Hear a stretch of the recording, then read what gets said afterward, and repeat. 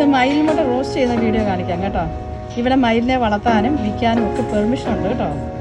ഇവിടുത്തെ മയിൽ ആൺമയിൽ 3 വയസ്സായിട്ടേ ഉള്ളൂ, കഷ്ടിയായിട്ടേ ഉള്ളൂ. അപ്പോൾ 3 വയസ്സാണ് മത്സരമാണല്ലോ. അതുകൊണ്ട് കുറച്ച് മുട്ട ഹാച്ച് ചെയ്യാൻ വെക്കുന്നുണ്ട്. കുറച്ച് മുട്ട എടുത്ത് നമ്മൾ യൂസ് ചെയ്യാൻ പോകണേ.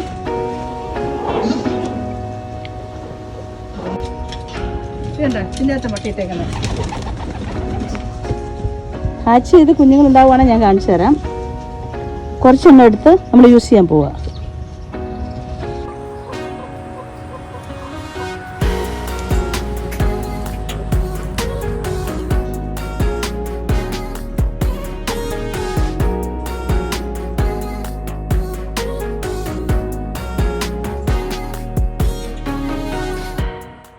പവൻ ചിറക് വിരിച്ചേ, കാണട്ടെ, ചിറക് വിരിച്ചേ.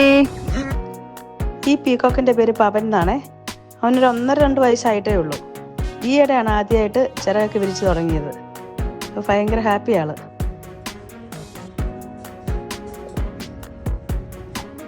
മയിൽമുട്ട നമുക്ക് ആദ്യം ഒന്ന് പുഴുങ്ങിയെടുക്കാം.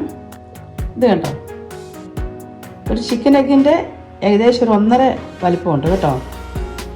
ചളുക്കി മുട്ടയ്ക്ക് ഏകദേശം ഈ വലിപ്പമാണ്. പക്ഷേ ഇങ്ങനെ അറ്റം കുറച്ചുകൂടി ഓവലായിരിക്കും ടർക്കിയുടെ മുട്ട. ഈ ചളുക്ക മുട്ട കിട്ടുമ്പോൾ ഞാൻ കാണിച്ചു തരാമേ.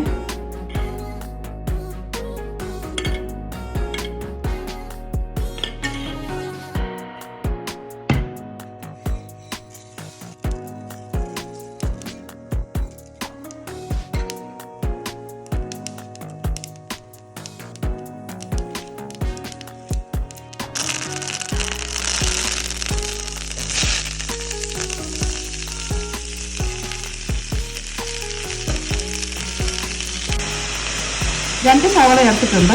മുട്ട റോസ്റ്റ് 2 സവാളയാണ് കൂടുതൽ നല്ലത്. ഉപ്പ് ചേർക്കാം, പച്ചമുളക് ചേർക്കാം. മുട്ട എത്രയാണെന്ന് നോക്കിയല്ല, എത്രമാത്രം ഗ്രേവി വേണം അതനുസരിച്ചാണ് നമ്മൾ സവാളയും മസാലയും ഒക്കെ ചേർക്കുന്നത്. സവാള നന്നായിട്ട് മൂത്തിട്ടുണ്ട്. ടൊമാറ്റോ ചേർക്കാം. 2 ടേബിൾ സ്പൂൺ മുളക് പൊടി, 1 ടേബിൾ സ്പൂൺ മല്ലിപ്പൊടി, 1/2 സ്പൂൺ മഞ്ഞൾപ്പൊടി, 3/4 spoon garam masala.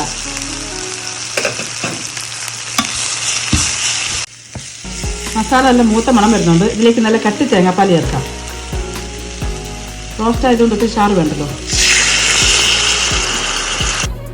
മയിൽമുട്ട roast ready. നല്ല ടേസ്റ്റാണ് കേട്ടോ.